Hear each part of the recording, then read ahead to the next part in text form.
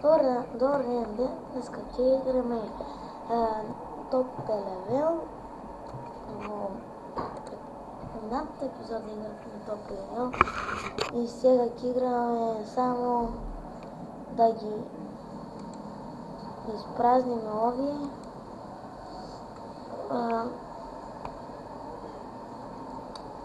Па потоа да видиме дали сме нешто направиле со Лигата на шампиони.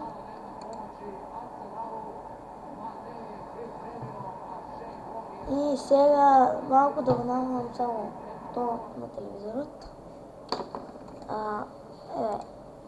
Како тоа да го направите. Но добро, сега ќе ви го покажам мојот состав. Имаме црвен картон, затоа ќе го извадиме тој играч. И Ристовски, која позиција му е? Средина може Ристовски.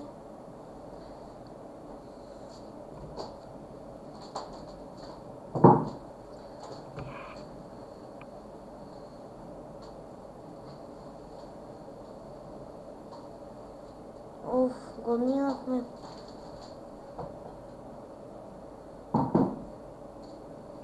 Не знам дали да го заменам Ристовски за Закири или за Андонов. Ќе направиме еден круг со Ристовски. Леле. Ристовски. Леле. Решихме.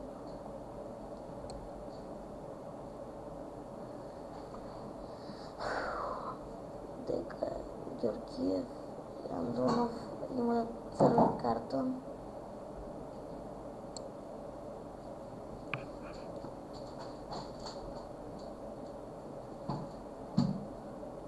Малку ги заобиколиме.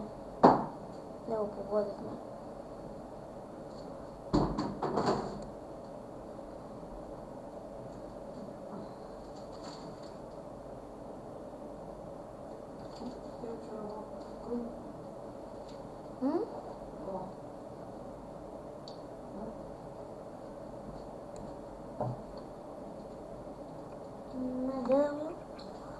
Сачувај. Идеме во пораки, да видиме какви пораки има. За поставата дека Арбен Андонов има црвен картон. Тој е добар играч, но некогаш не игра многу добро. Малку сликава ми се зголеми.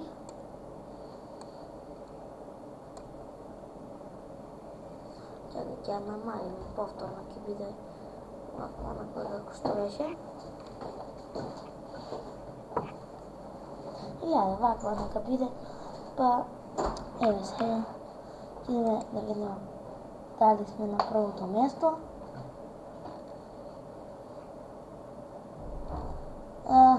Сега сме на третото место со 13 бода. Имаме само 2 изгубени. Да видиме Лига на шампиони што сме направиле.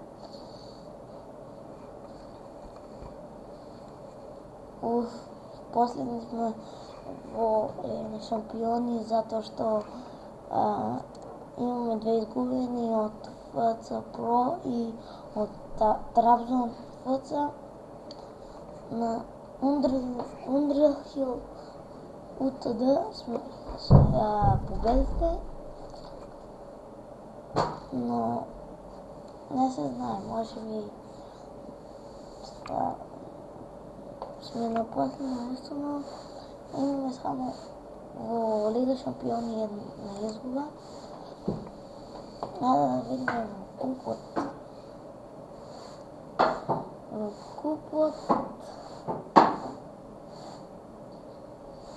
купот изгледа испаднавме. Во лигата ќе отидеме во најболи стрелци.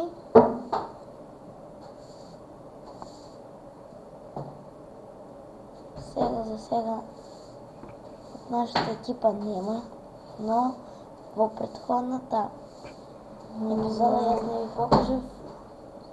јас не ви покажав дека има најболи асистенти. Нема најболи нема. Сите момци се многу добри и